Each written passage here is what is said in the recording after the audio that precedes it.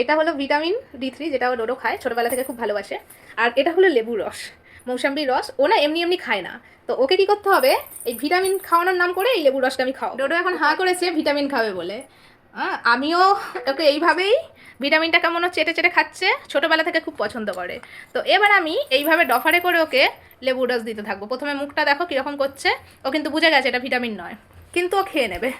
কেন ভিতু ভিতু ভিতু মাম্মাম ভিতু, এ দেখো ভিড়ছে ভিতু ভিতু। কিন্তু অন্য সময় দিলেও কিন্তু কেঁদে আটকে যাবে, কিন্তু খাবে না।